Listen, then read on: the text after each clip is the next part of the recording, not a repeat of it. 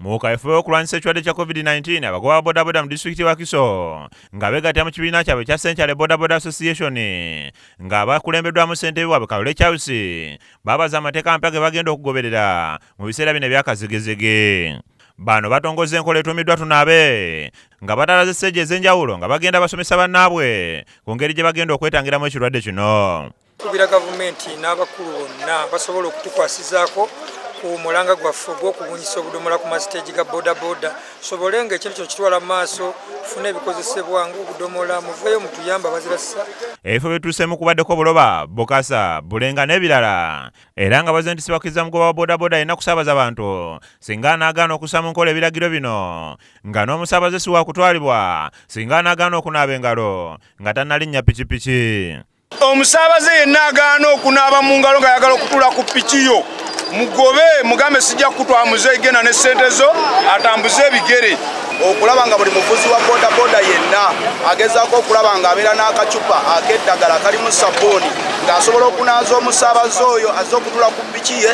Ekyo kimenya amateeka olwadde mumuwaabira mu b'obuyinza ne bamukwatisa amaanyi. Mu ngeri mbadde bannaabwe ebikozesebwa mu kunaaba engalo nga waliwo omuntu gwe bataddewo agenda okutalaga sseegi ez'enjawulo ng'agaba ebikozesebwa bino.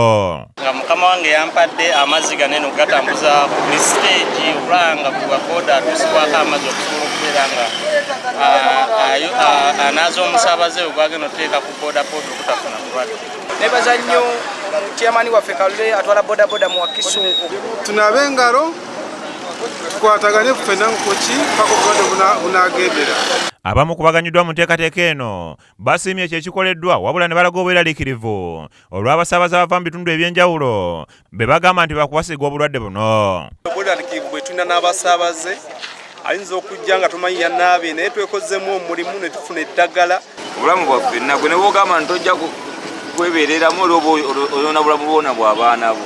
Mu omuzannyo wabula tumanye nti obulwadde gye buli bannaffe bafudde abali mu nsi ez'ebweru neffe bannayuganda abakyali abatono abali muno abalwadde tetukitwala nga kyakuzanyisa obulwadde gye buli.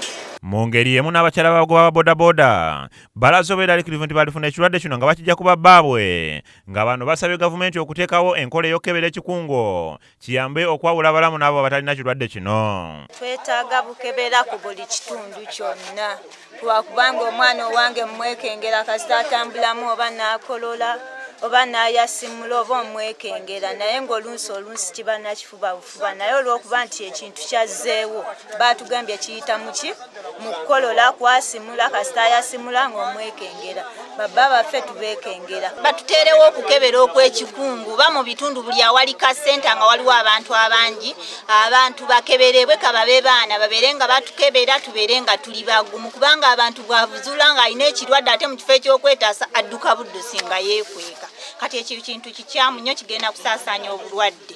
Kiza Peter yakusakidde eggulire lino ku Rakes TV aga leero.